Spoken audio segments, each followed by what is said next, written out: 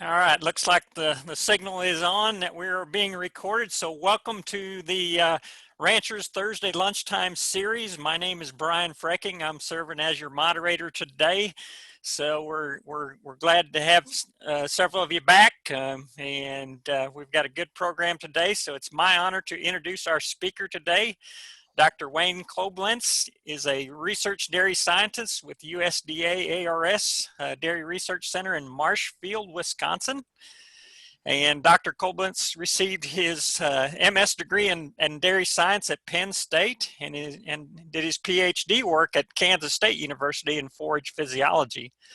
Dr. Coblentz also has some skin in the game with a family dairy business of approximately 500 cow dairy operation operated by two of his brothers in Middleton, Maryland, I believe.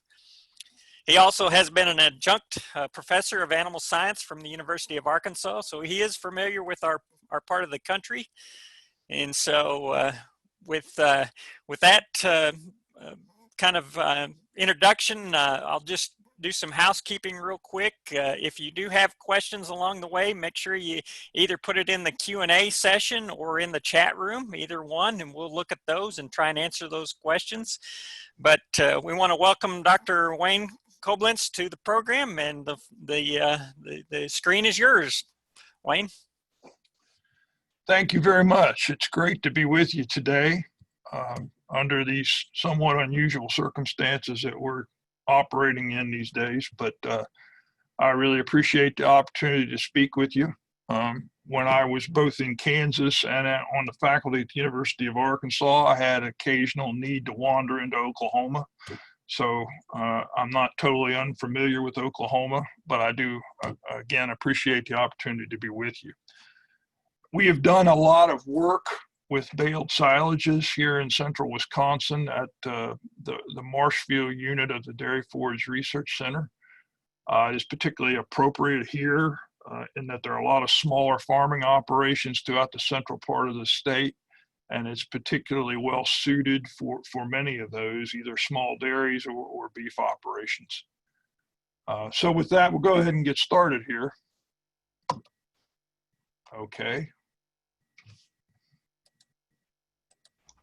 The first one always hesitates, Dr. Coblentz, and then should be good after that. Okay, here we go. First question we need to answer, or you probably would be interested in, is why choose baled silage over dry hay? And there are a number of reasons why this is attractive.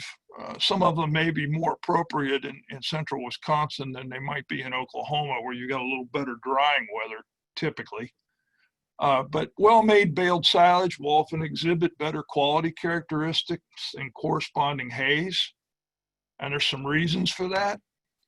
Reduced risk and exposure to rain damage, which is particularly relevant up here where we have less drying units. Less leaf loss, particularly if you're dealing with legumes, which I think is the topic of this discussion or the focus of this discussion. You have improved opportunities for harvesting forages at the most desirable growth stage because weather is less of a risk or a problem. There is little or no spontaneous heating in these bales after they're wrapped with plastic. And there's no weathering. You have virtually unlimited outdoor storage, but that plastic must be maintained, which we'll talk about as we go along.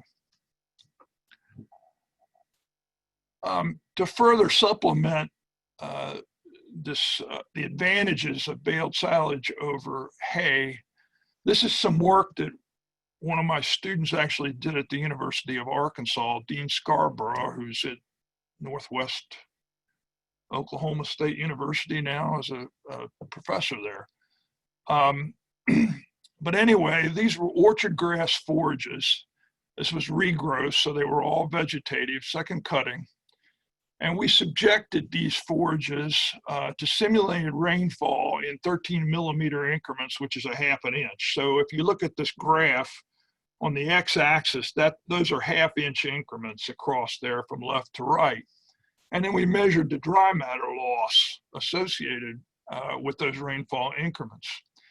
And Dean did this project at 3 different moisture levels. In other words, the forages were collected and rained on at different levels of moisture. One of them was at 67%, which is essentially right behind the mower at that time of year. And that's represented by the green bars. One was at 15%, which is ideal for baling, and one was excessively dry, about 4% moisture.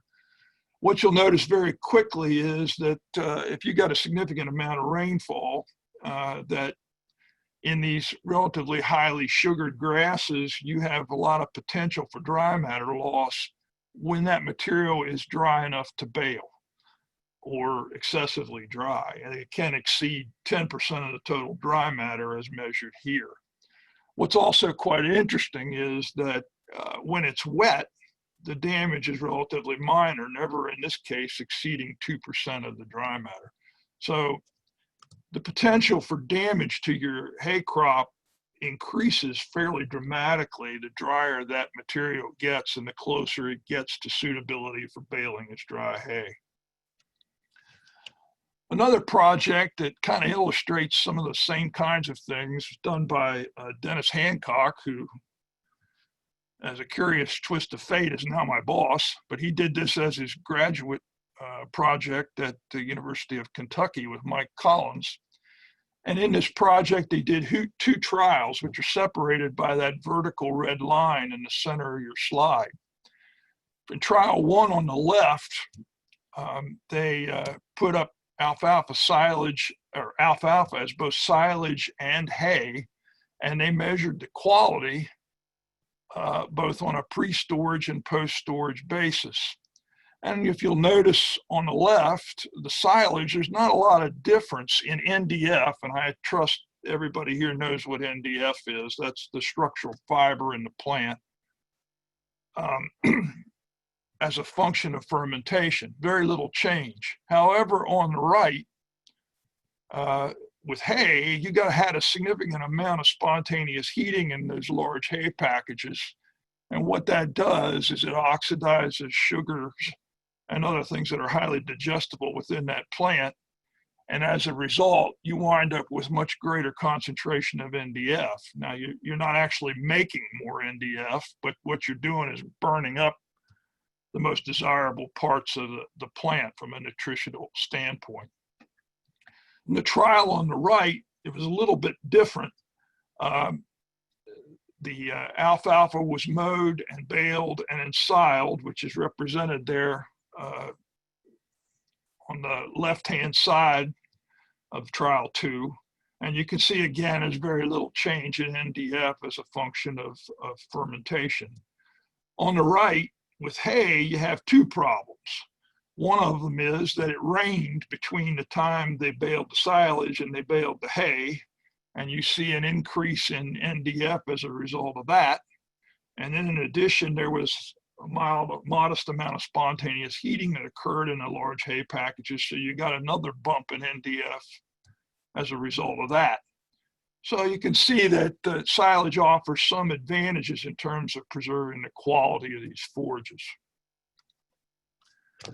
Regardless of silo type, most management principles are the same. And the first one is you need to start with high quality forage, or at least the forage is suitable for whatever class of livestock you intend to feed. So buying really expensive equipment is not going to substitute for or improve a really poor quality forage. And ideally, the goal in any silage fermentation is to establish a stable silage mass by lowering the pH, that's just creating acid, and then maintaining anaerobic conditions. Now, I've underlined maintaining anaerobic conditions because there are some things that are somewhat different about baled silages compared to traditional precision chop silages. And we're going to talk about those as we go along here. Our goal is essentially to take plant sugars and have them converted to lactic acid by bacteria that are adhered to that plant at the time it is ensiled. And while the fermentation process obviously is considerably more complicated in terms of producing lactic acid, which is the strongest acid produced, and that's why it's important and favored. There are two pathways. One is a homofermentative pathway, and if you look at the products of that pathway, it's primarily acetate, which is what we're looking for. The other possibility is heterofermentative, which is multiple pathways, and you see you get a whole host of less desirable products as a result of that. However, it is important to note, some of you may have heard of the inoculant Butyric, and that is a heterofermentative type of product. And the reason that it improves bunk life is it does produce some acetate, which is a strong antimicrobial property. So all heterofermentative fermentations are not bad necessarily.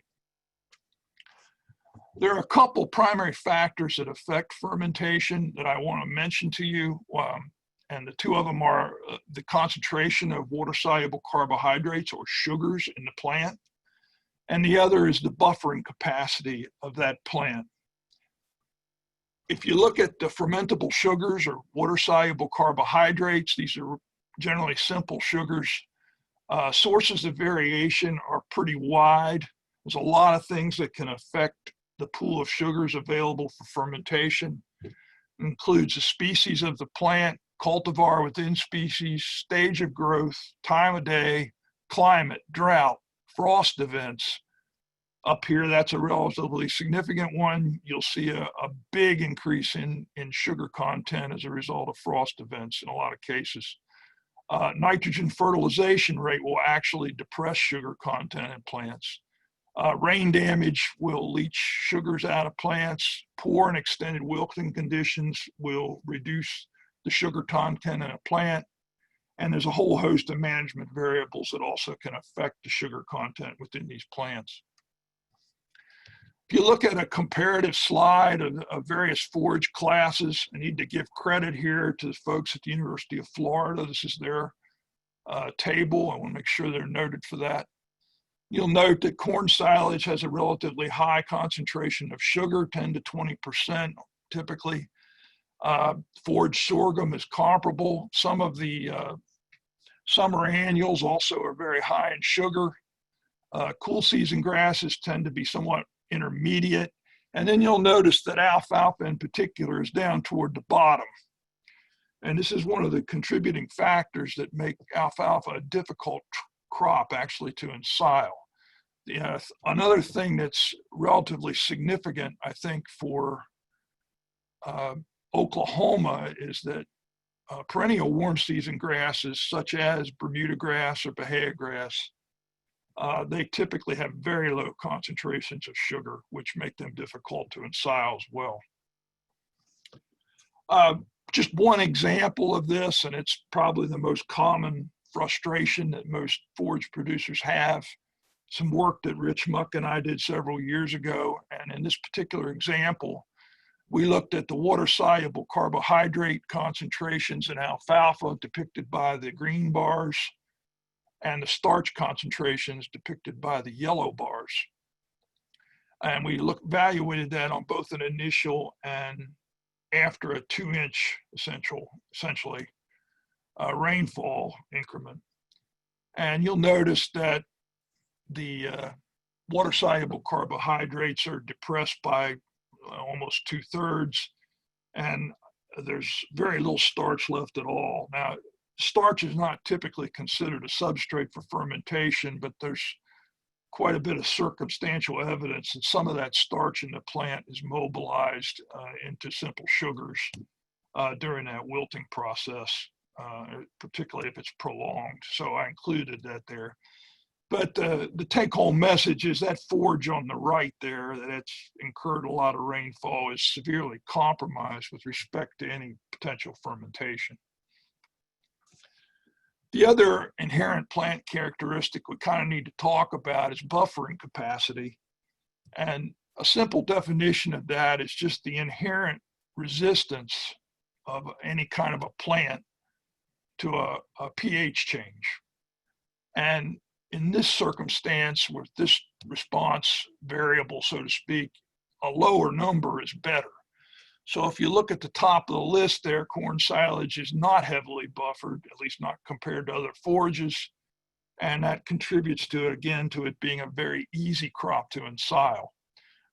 Cool season grasses tend to be somewhat intermediate in this respect. And if you look down at the bottom, you see a lot of legumes down there. And alfalfa, there's a couple estimates there, but that alfalfa is very, very highly buffered. And then at the bottom is white clover, which is pretty much entirely leaf. And that would be the highest estimate that I have there. Now, a couple things about alfalfa. It tends to be more highly buffered in less mature plants. As that plant matures and the leaf to stem ratio goes down, it tends to be less highly buffered or less buffered. Anything that would reduce the leaf to stem ratio will tend to depress buffering capacity. So if that crop is rained on, although that's highly undesirable, that actually would reduce the buffering capacity in most circumstances. Okay, let's take a minute here and compare bale silage with precision chopped haylage. And these are a couple take-home points I think it's kind of important to keep in mind. There's some distinct differences between these two silage types. Fermentation within baled silages is almost always restricted, and it's restricted by lower moisture concentrations, lack of chopping action, and reduced dry matter density, maybe. I want to talk a little bit about the last two, just briefly. Most of the bacteria that support and encourage fermentation are adhered to the outside of the plant. If there's no chopping action, the sugars that are located within that plant, they have to somehow diffuse to the outside of that plant in order for fermentation to occur. With respect to the dry matter density, although certainly the balers have improved, and I think baler operation within this context has improved, oftentimes the dry matter density is just not as high in baled silages as it is in really well-packed bunkers and so forth. All right, what does this look like in terms of a trial? This was work that was done in Canada, well, 30 years ago now, but it is one of the best illustrations that compared directly baled and chopped alfalfa silages. And the mean moisture concentration for these forages was 61%. And it's one of the very few trials that I know of where baled and chopped silages have been compared at the same moisture level. So, which is important. So if you look at the graph on the left, what we have there is the concentration of lactic acid, and on the x-axis is days of fermentation. And what you'll notice there is that the chopped silage increases production of lactic acid at a much more aggressive rate, and that the final concentration of lactic acid is much, much higher than it is in the baled silage. If you move to the graph on the right, you'll notice that the total fermentation acids, which would include acetic acid, succinic, propionic, and a few others in minor proportions, again, you see the same kind of a thing. The accumulation of these fermentation acids occurs at a much slower rate in baled silages, and the final endpoint or the final concentration of acids is much lower with baled silages compared to chopped silages. And this is a very, very common response. What does that do to the final pH, which we'd really like to see as low as possible? Well, it's fairly predictable. The chopped silage has a much more rapid descent in pH over time, and the final endpoint is significantly lower than it is for baled silages. Another thing that's really important when you talk about any kind of silage management is the management of moisture. And generally, baled silage should be packaged at 45 to 55% moisture, according to Kevin Shinners, who I believe has spoken in one of your extension programs down there recently. The average for the whole field or group of bales should be about 50%. Now, in terms of management, that's relatively important statement there. In my experience in Arkansas with people who are outstanding hay producers but have never made silage, their inclination was always to go out and mow everything down and then hook up to the rake and rake everything and then hook up to the baler and think they were going to bale everything. And oftentimes they wound up with a very, very dry kind of a silage or wrapped material even at that point, because moisture management is not something in that context that they typically thought about. So you might require individuals to mow and attack the amount of material that they can handle in one day or in one situation without getting too far outside the bounds of a good moisture range for these bales.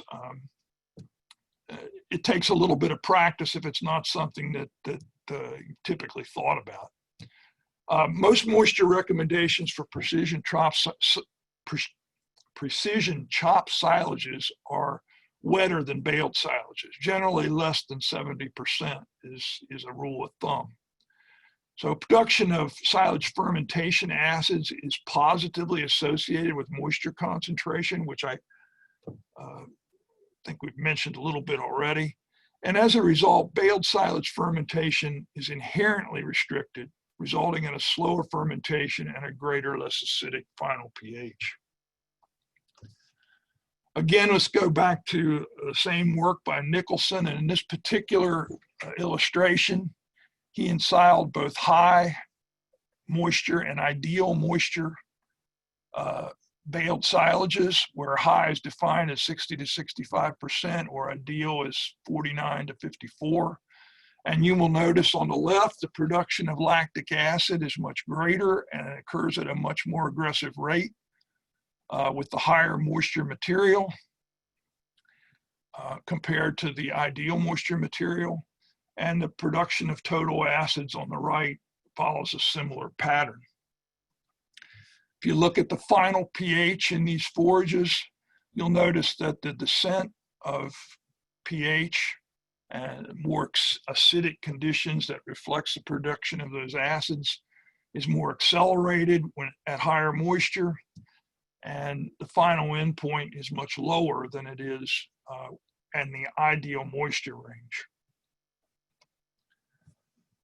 Now, this is a thing we have to kind of work at a little bit in explaining, and it's going to take a progression of a number of slides to explain all that's involved here. But I wanted to include a quote here from Dr. Muck, who was the silage guru at the Dairy Forage Research Center for many, many years before he recently retired. But he said at one point, a second implication for management silage is that fermentation or decreasing pH is relatively unimportant in producing high quality dry silages. And as a follow-up, my observational trend here in Wisconsin, and I think it's probably broader than that, is that producers generally are moving towards drier baled silages, placing increased emphasis on excluding air and less on fermentation. I think our natural inclination, based on research and what you may read in the popular press, is to prioritize things like anything that drives down the pH and creates stability with a very acidic condition within the silage and so forth. I'm not sure that that really applies, and I would confess to have suffered from some of the same biases that I think people outside of research probably would suffer from in thinking that we needed to maximize fermentation. I think in reality, what we're really doing here with these baled silages is placing more and more emphasis on excluding air and essentially preserving that material largely on that basis rather than a stable pH, because you're not really going to attain that at the dry matter or moisture concentration within those bales. Okay, so we'll take a look at this a little bit. This is a summary of a couple projects that we did, 2 trials here in Marshfield. I have on my left the concentration of lactic acid in these bales, and on the x-axis, the moisture concentration of those bales. And you will notice that until you get up to what is basically the lower limit of the standard recommendation that Dr. Shinners has put forward, about 45% moisture, when you're below that, you may not detect any lactic acid at all. Or it may be very, very minimal concentration. Once you get above that, you start to pick up significant amounts of lactic acid. Now, it's important to note here that when you're to the left of that vertical black line, that does not mean that those silages are no good, that they won't be preserved. Far to the contrary, as long as the integrity of that plastic is maintained, those would be perfectly acceptable feed. And it's also, frankly, less water to haul around and a little bit less of a safety issue trying to haul around very heavy hay packages. Now, just to cement this thought, some months ago, back in February, there was an article in Hay and Forage Grower that I'm sure some of you actually get that magazine. It's a summary of an extension project that Dr. Henning did at the University of Kentucky, where he did a producer survey. And what he has there in that summary graph, as depicted by those green dots, are bales of silage bales that he sampled from various producers in Kentucky. And you'll notice that that response there looks very much like the one I showed you in the preceding slide or previous slide. So I hope that cements in your mind that, you know, when you get very dry moisture content, you're not going to get a lot of lactic acid. And what that really means is you're preserving that forage by excluding the air and making sure that that plastic maintains its integrity. I also want you to note on the far right, there's a couple of green dots that have very, very low concentrations of lactic acid. And this leads into the next point of discussion. You're probably sitting there asking if you get better fermentation with a little bit more moisture or a lot more moisture, why not bale the forage wetter? Well, there's a couple reasons for that. I think the first 2 are not as important as they were 20 years ago, but I know back when I was at the University of Arkansas, there was a lot of silage bales that were hauled around in relatively undersized tractors, and anybody that knows anything about the greater Fayetteville area knows that that's not exactly level terrain. And that's a significant safety issue because those bales can be quite heavy. The second issue is equipment, and specifically the baler. Now most balers handle, even now, most balers handle dry forages better than wet ones, although the design of silage specials, so to speak, has made handling wetter forages much better than it used to be. But still, those balers are at least co-equally designed to handle dry hay, and they generally handle forages better if they're drier. But the real reason that we don't recommend higher moisture concentrations is the potential for Clostridial fermentations. They're oftentimes called secondary fermentations in that they don't occur immediately.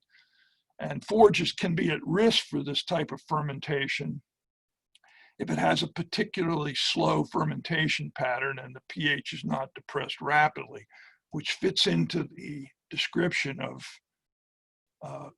round bale silage. But in this process, these Clostridia will attack sugar, lactic acid, and protein, and the end result is production of butyric acid and ammonia. And it can cause, in bad cases, it can cause really significant depressions in intake by cattle. So this is a fairly significant problem. It's much more common in Europe, where they typically don't wilt forages, or at least historically have not wilted them like we do in this country before ensiling them. But please notice that one of the things that these Clostridia will attack is lactic acid. So after lactic acid is produced, it can also be metabolized. And if you look up here on the previous slide, I think what's occurring in these very, very wet forages is that there is Clostridial activity, which is secondary, and the lactic acid that may have been produced has been converted to butyric acid or something else. So what are some characteristics of high-risk forages? High moisture concentration, anything that's direct cut, immature, rapidly growing forages, highly contaminated forages with dirt, manure, or both, low sugar content, high buffering capacity, high protein, anything that's a legume. If this sounds like a description of alfalfa, you'd be correct in assuming that.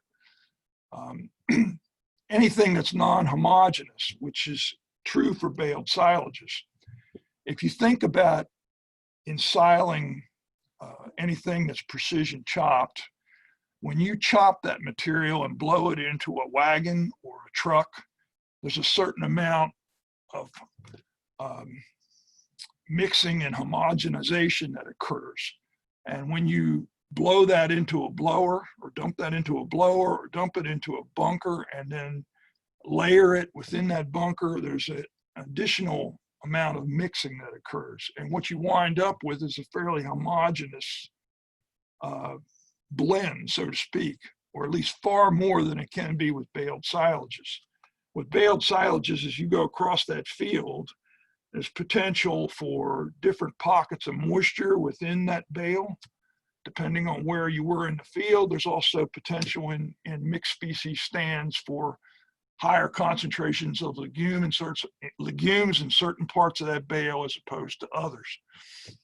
So the best prevention is to wilt the forage prior to ensiling. As such, baled silages are generally at low risk for Clostridial fermentations, but there has to be a significant amount of wilting to occur to limit that risk. Here's some work that we did here at Marshfield, where I've monitored the concentration of butyric acid in primarily alfalfa round bale silages as a function of bale moisture.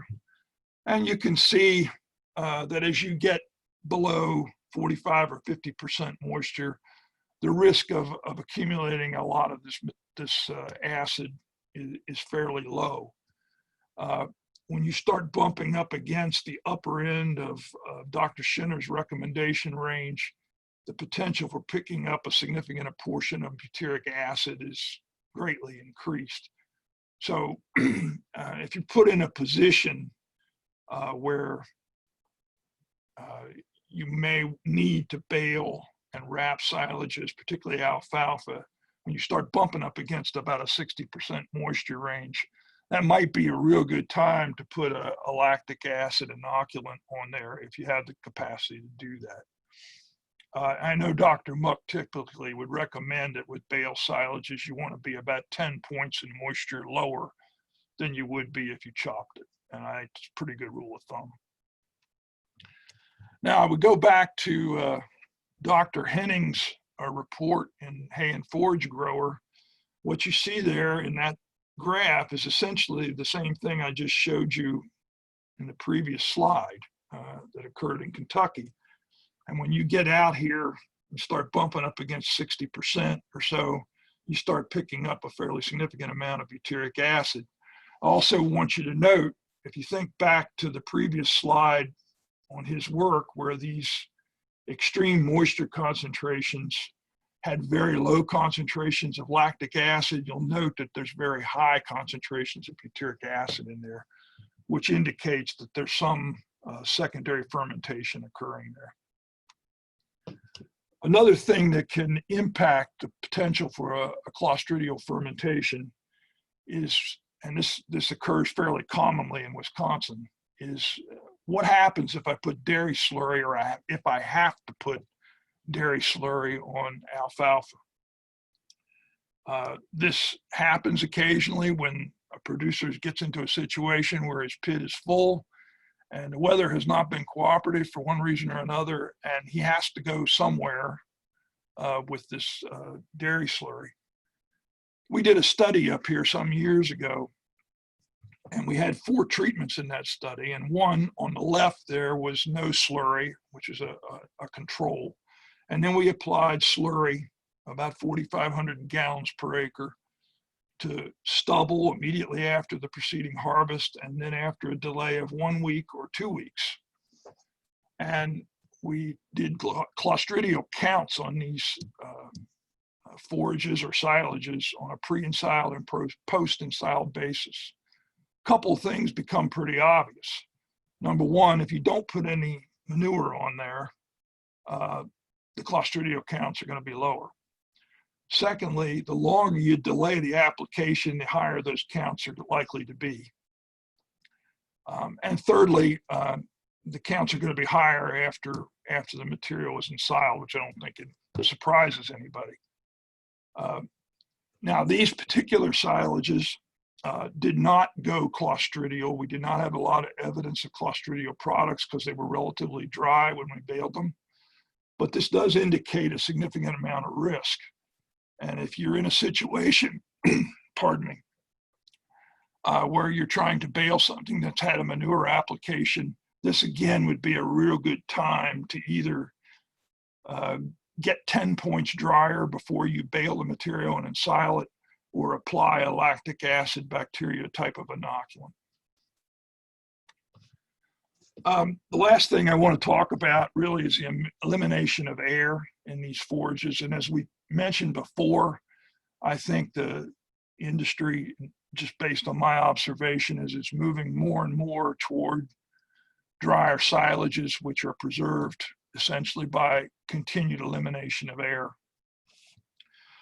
On a pre-ensiled basis, before sealing, what happens if there is a great deal of air access to that forage mass? You get respiration of plant sugars to carbon dioxide, water, and heat. This reduces the pool of fermentable sugars, increases dry matter loss, increases indirectly the fiber content of the silage because the sugars are leached from the material. And then as a result of the leaching of those sugars and highly digestible portions of the plant, the energy density of the silage is depressed. What are some management things that you can do to restrict the air access to your bales before they are wrapped? The most important one, or a very important one, is to get a bulk density of greater than 10 pounds of dry matter per cubic foot. There's a number of ways that you can do that or ensure that. One is to reduce the ground speed of your tractor. Thinner windrows will increase the number of revolutions in that bale chamber, assuming you're talking about round bales as opposed to square ones. If you manage moisture appropriately, that will help. You want to maintain a constant bale size. If you look at this picture that was taken back when I was at the University of Arkansas, we had a cooperator down there that did a number of projects with us. And he was very, very good at this. He had a lot of experience very early on at round bale silage. And these bales were wrapped with an inline wrapper, which is a continuous row as opposed to individually wrapped bales. But if you look at the top line on this row of bales, if you put a level on that, that bubble would be right between those two marks. Every one of those bales is almost identical. And that's really what you'd like to see in terms of excluding air, because if you have a top line that goes up and down and all over the place, very jagged, number one, you're going to trap air when you wrap them. And number two, if you have a situation like that, the potential for the plastic to separate is also much greater. So that's a kind of an idea of what you might be shooting for if you're using an inline wrapper. Baler operator experience is very, very important in making solid and consistent bales. With practice, it is really noticeable what a really good operator can do. We did a little bit of work fairly recently up here in Marshfield, where the baler operator maintained, in my direction, by the way, a 5.5 mile per hour constant ground speed. And we looked at some alfalfa grass forages as a function of different moisture concentrations, which you see in the graph at the bottom. The horizontal red line there is the 10% threshold or marker that you'd really like to see. You'll notice that when you're down here in this ideal range, 46, 50% moisture, we're well above that threshold. And even at 62%, we're above that. However, when you got into very wet material, it fell below that standard. And these were all done at the same ground speed. Also, in that particular experiment, we'll touch on this, I think, in the upcoming slides, but many balers now have mechanisms in that allow you to cut the forage or not to cut it. There has been some discussion that cut forages, you may get more dry matter into the bale that way. It also may improve fermentation. There's been some discussion about that, which we'll touch on here in a second.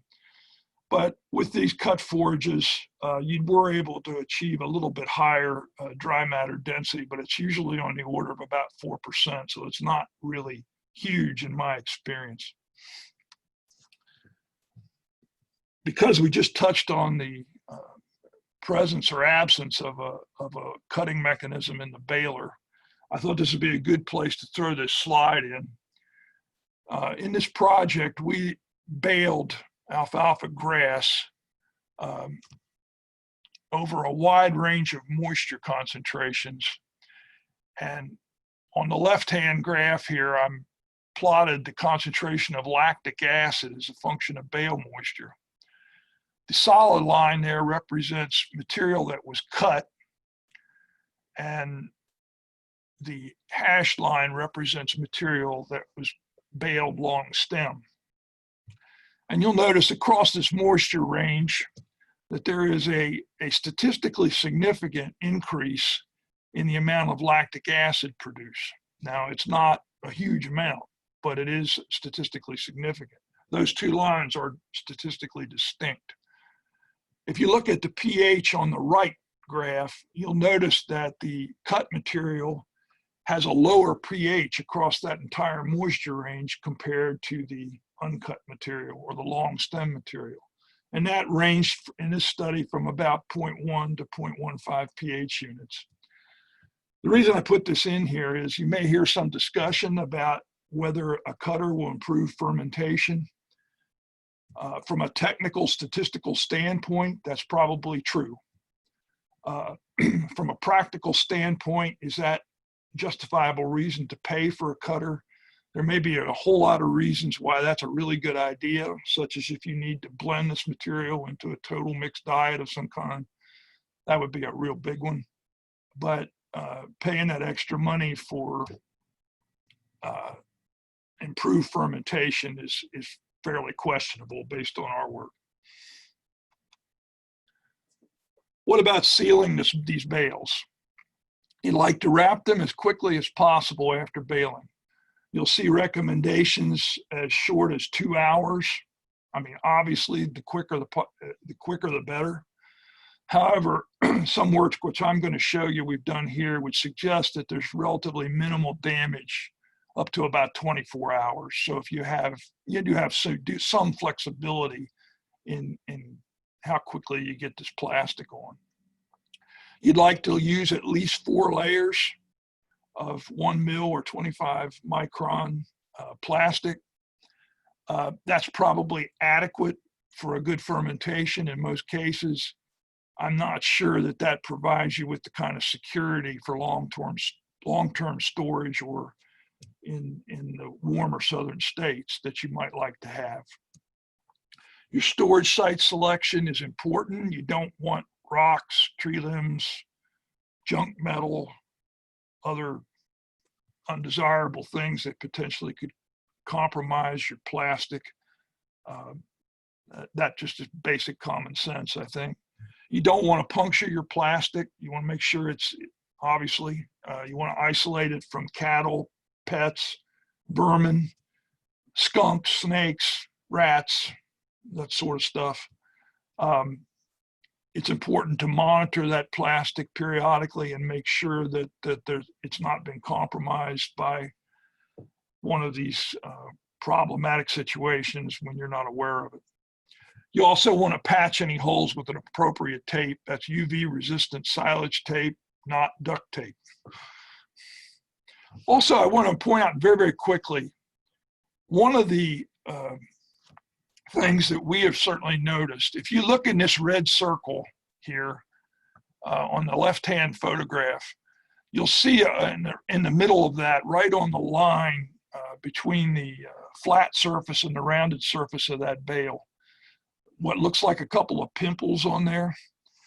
And what that is, in certain kinds of forages, and I think a mature alfalfa forage would certainly be one of them, what you can observe with inadequate amount of plastic is puncture from the inside out by rigid stems.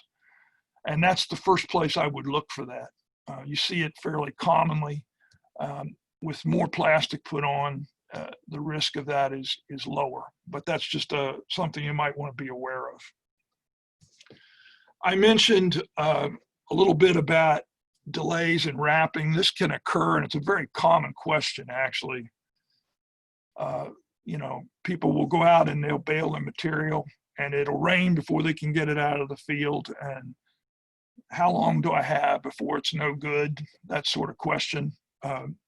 Another situation that can occur is if you're renting a bale wrapper of some sort and it doesn't arrive when it's supposed to, and you have a large number of bales that where wrapping is delayed. We did a study in Marshfield here to kind of address that, and the next couple of slides are going to illustrate some of the things that occur.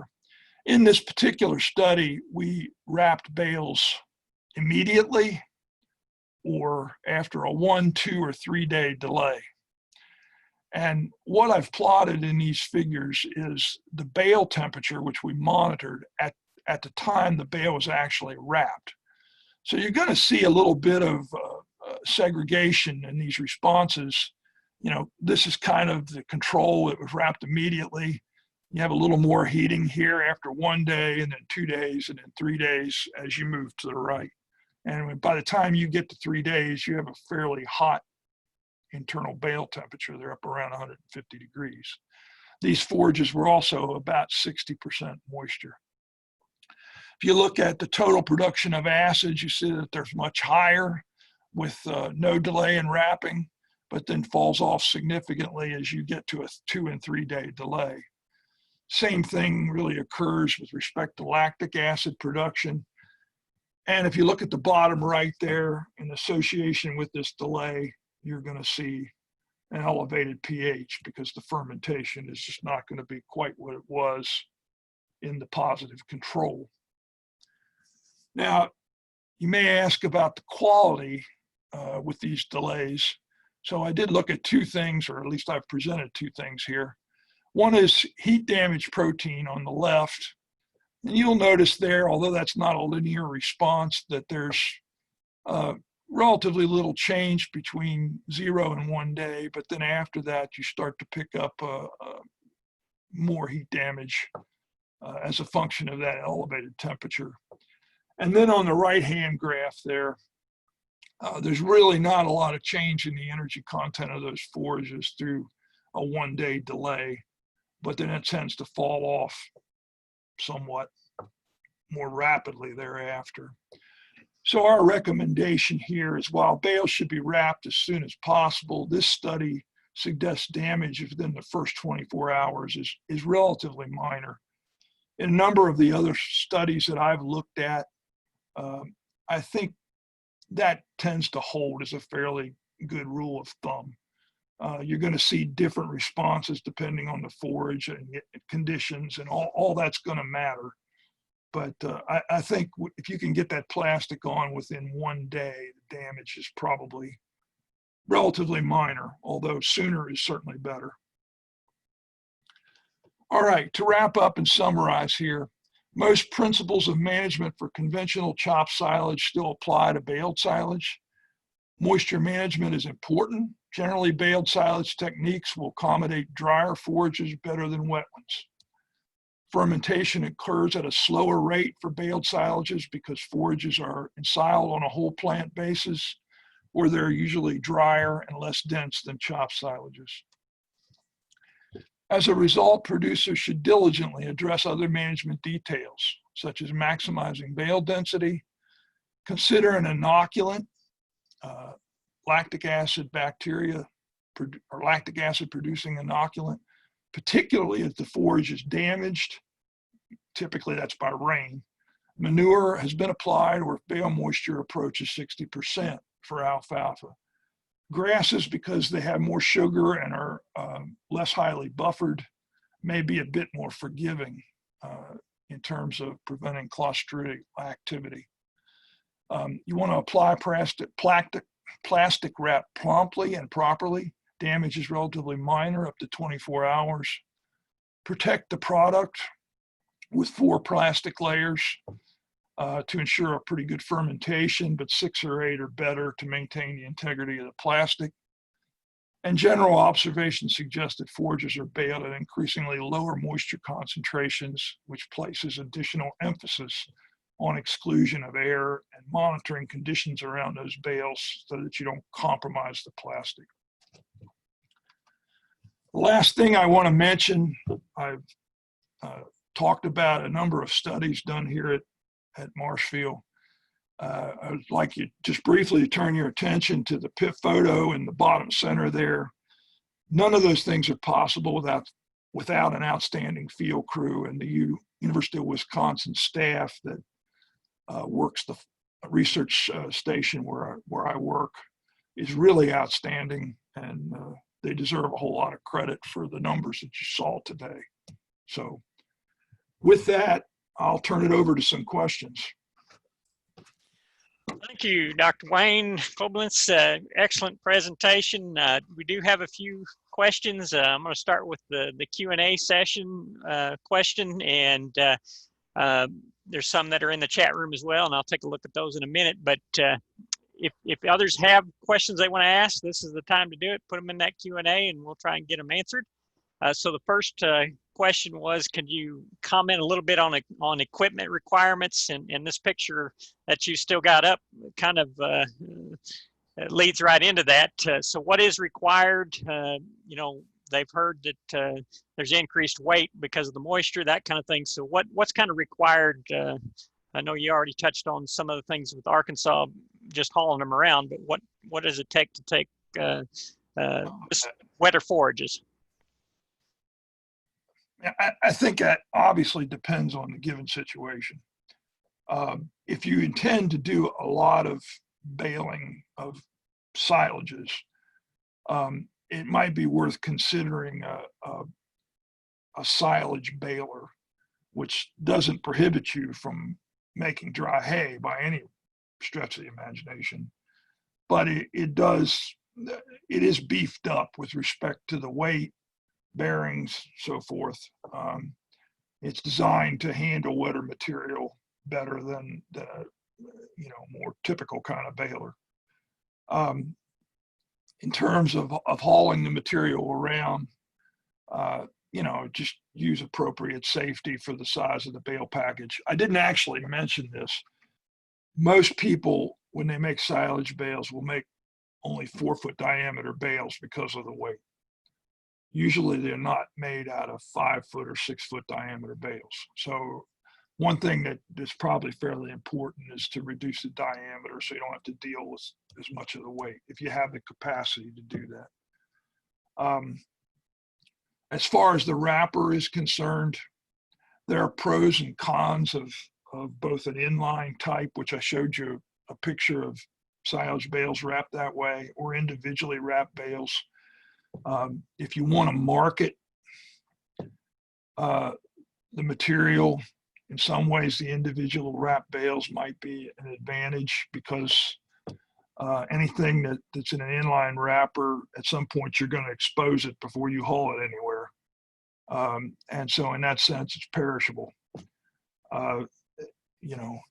You probably will need some kind of a grapple attachment that does not puncture the material after you wrap it if you're going to haul around particularly individual bales.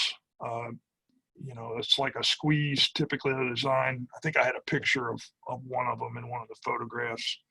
But that'll just, it's like a squeeze, hydraulic squeeze that doesn't puncture the bale or the plastic. It's fine to use a hay spike before you wrap it. After you wrap, it's a problem. So those are some things you might want to think about. The efficiency of wrapping with an inline wrapper is going to be much faster.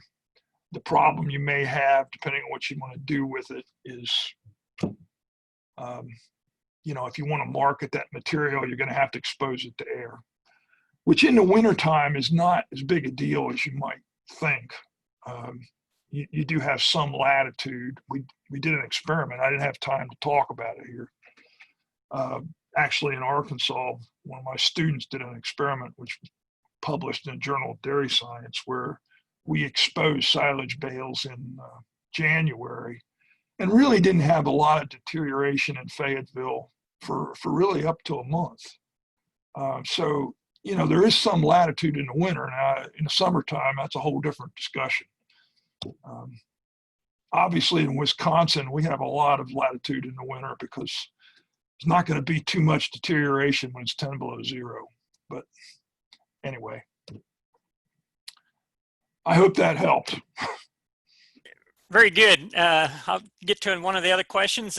Wayne, you said to shoot for 50% moisture for wrapped silage. Does that apply to both high protein, low sugar alfalfa and low protein, high sugar forages? I thought that the less than 65 silages was important for alfalfa. Then in the next slide, you stated that expelling oxygen was very important and less important to generate a lot of fermentation. So does the lower moisture percent refer to both high protein and low protein silages? I would say generally, yes. There's more risk of a clostridial problem at higher moisture with alfalfa, much greater risk than there is with grasses. So that's an area of concern when you're talking about a really high dollar crop like alfalfa. It's just a perception largely with me, but I can also tell you that our recently retired extension forage specialist has actually suggested out loud that in an environment like Wisconsin, where it's typically fairly easy to get hay, dry hay, down to about 25%, and oftentimes impossible to get it down to 18 to wrap it in a fairly large package, that maybe the best thing to do is actually just take it down to 25% and then wrap it. And you don't care whether it ferments, as long as you keep the air out of it, it's fine. That's the point I was trying to make. This is not a crisis to do that. One thing that may occur when you try to wrap really dry silages that I have observed off and on, and I can't give you a real good reason as to why it occurs sometimes and not others. But at times with a very, very dry silage bale, when you take the plastic off of it, it's not uncommon to see a very thin layer of white mold across part of the outside of it. It's usually very, very thin. And if you're feeding beef cattle or something, it's probably completely insignificant. But if you're trying to sell that to somebody, then that's a little different. That might attract undesired attention, so to speak. So be aware of that. We've actually done a few things up here that are in progress now to kind of look at that a little bit and see what it might take to prevent that. But it does happen periodically, and just be aware of it if you have an intention of selling it. Excellent. Let's go to one more question regarding the cut versus uncut bales. What is your summary of any advantages for either hay or baleage in terms of forage intake and forage digestibility? Well, typically the response to any kind of particle size reduction is an improvement in intake. In this environment here, the primary reason someone would want a cutting mechanism in their baler and be willing to pay for it is if they want to include that material in a total mixed ration that they're feeding to dairy cows. I mean, that would be the most common reason. And that's an important reason if you want to use this kind of storage or conservation method. The reason that we kind of attacked that particular problem, put some effort into evaluating it, is that there is discussion and talk, some of it's industry related, that you hear periodically about reduction of particle length should theoretically improve fermentation. Well, that begs the question, how much, and is it worth paying for it for that specific reason? And I'm a federal employee. I can't endorse things, but you saw the response in terms of pH difference. If I was farming on my own, I would not pay for that mechanism based on a pH response. Just put it that way. In terms of blending it in a total mixed ration, that's pretty important if you need to do that. So on that basis, it's well worth it. Maybe on a follow-up of my own on that one, you showed a picture of possibility of puncture from the stems. Would that have helped in any storage from maybe minimizing that from happening? It might, but I don't know the answer to that question. I have my gut feeling would be that it could, but I don't have anything to back that up. That's just a gut feeling. All right, let's finish up with maybe one last question here. It says, assuming good air exclusion, how dry can you go with baleage before we become concerned? I don't think there's really a limit as long as you keep the air out. I have a trial going right now where we intentionally dried it alfalfa grass mix down to 25% and wrapped it just specifically to address that question and some of the discussion we've had earlier. In this environment up here, that might be a really good way for people to go because there's just a lot of times they can't get it dry enough here. It's just not hot enough and so forth. In Oklahoma, that might be a bit different. I mean, the justification for choosing to do that with really dry material might be quite different because you do have much better drying environment down there. Well, thank you, Dr. Coblentz. We sure appreciated all the information you provided with us. We've had a poll shared and producers have responded to it. Always, we want to thank the participants for coming on here and listening. And if you ever have any questions, reach out to your local county extension educators. And if they can't get the answer, we'll reach to the state specialists and so forth. And we appreciate this. Our next webinar series for next Thursday will be some of our own local talent, Dr. Lawman and Alex Rocatelli. So these have been very good sessions, and so Dave or Alex, you got anything you want to add to this? No, sir. Great presentation, Dr. Coblentz. These are going to be recorded, and folks will get a lot of good use out of this presentation for a long time to come. So thank you. One thing I would add here, this kind of parallels the comments that Brian made. At the Dairy Forage Research Center, we do work for producers all over this country, and we can take questions too, and we're supposed to answer them, and we try to make that a priority. So if you have questions, please don't hesitate to speak up. We're not trying to hide from you. Excellent. So again, we've gone to about our hour mark. So again, we want to thank you, Dr. Coblentz, for taking your time, and we hope to follow up with you in the future. And we hope to see everyone next Thursday. Thank you.